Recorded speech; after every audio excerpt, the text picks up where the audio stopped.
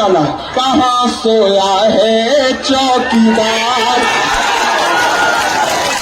देखो हम चाहते हैं ना कि इमरान जीत के आए, 4 जून को जब रिजल्ट आए ना, तो फिर हम दोनों पार्लियामेंट में बैठे, सरकार हो और उधर नरेंद्र मोदी जी बैठे हो ऑपोजिशन में, तब मैं उनसे सवाल पूछूं कि कहाँ सोया है चौकीदार, कहाँ सोया है चौकीदार।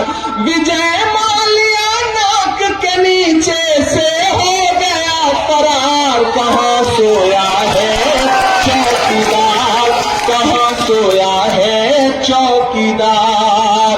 कि चाय बेचने वाला, इतनी कमजोर ताली से काम नहीं चलेगा। इलेक्शन सिर्फ वोट देने का नाम नहीं है, सपोर्ट देने का भी नाम है। आपसे इस इलेक्शन को इमरान विक्टर बन के लड़ो, इमरान प्रतापगढ़ी बन के लड़ो। इस इलेक्शन को देखते हैं कौन माई का लाल हराएगा। तो चाय बेचने वाला पूरा भारत बेच रहा है, इसी काम में हासिल उसे महारत बेच रहा है। कि रेल बिक गई, तेल बिक गया, बिका हवाई अड्डा। अब जो लाइन है उस पे एक एक हाथ को कसम है, यहां से वहां तक, जहां तक नजर जा रही है अवाम ही अवाम है। आज की रात भाजपा और टीएमसी के दोनों कैंडिडेटों को नींद नहीं आएगी, मुझे ये बात पता है। चाय रेल बिक गई, तेल बिक गया, बिका हवाई अड्डा। सब कुछ बिकता देख के खुश हैं अपने जेपी नड्डा।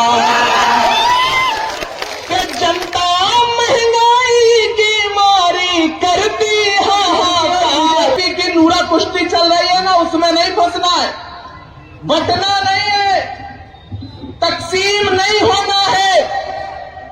अगर बट गए, अगर तकसीम हो गए, अगर किसी झांसे में आ गए,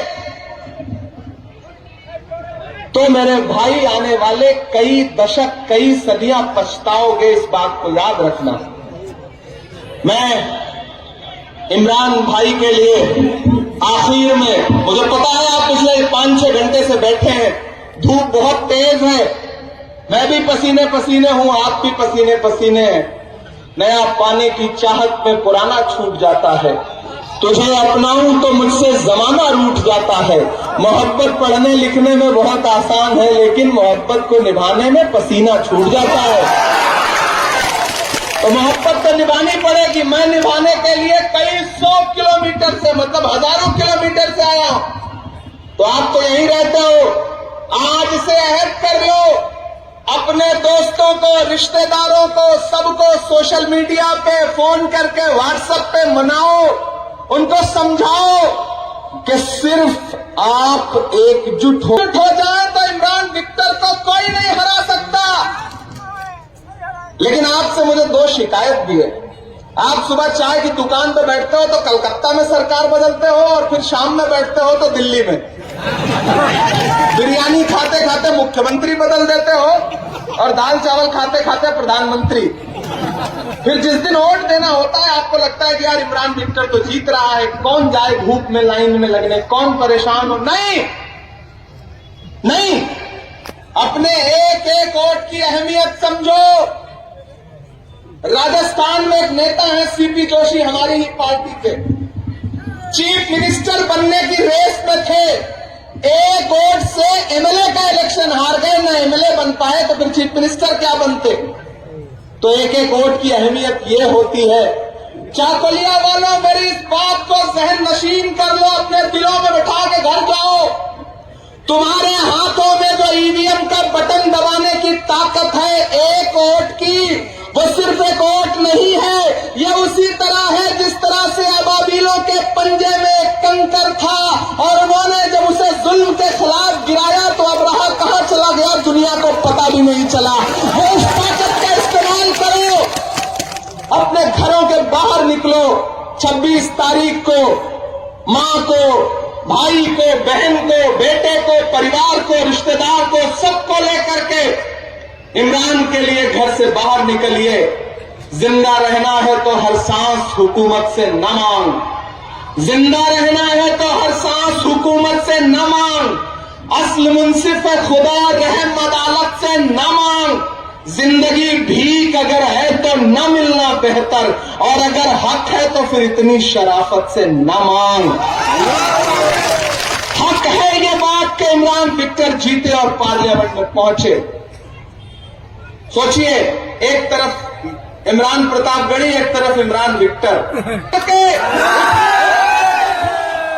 मुझसे वादा करो कि मेरे आने को जाया नहीं होने दोगे और इमरान विक्टर को जिताओगे, जिताओगे ना, जिताओगे ना, जिताओगे ना, इमरान विक्टर को सांसद बनाओगे ना, बना के दिल्ली भेजोगे ना, किसी के झांसे में नहीं आओगे ना, एक एक वोट हाथ के पंजे पर दोगे ना। बहुत शुक्रिया चाकोलिया वालों। एक आखिरी बात आपसे कि आप इमरान विक्टर को जिताइए, इन्हें पार्लियामेंट भेजिए। 4 जून को रिजल्ट आएगा। मैं हिंदुस्तान के पता नहीं किस शहर में रहूंगा, लेकिन मैं वादा करता हूं कि आप इमरान विक्टर को जिता करके पार्लियामेंट भेज दीजिए।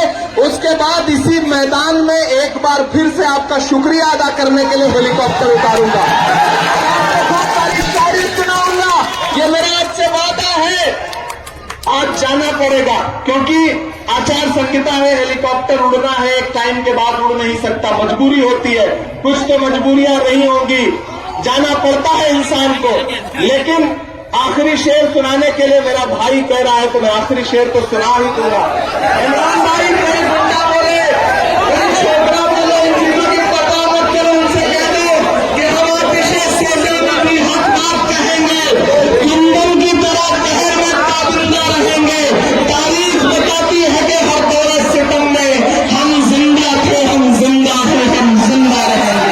बहुत शुक्रिया, बहुत मोहब्बतें। 4 जून को रिजल्ट आए तो मुझे शर्मिंदा मत होने देना। बस इतना वादा लेकर के आपसे जा रहा हूं।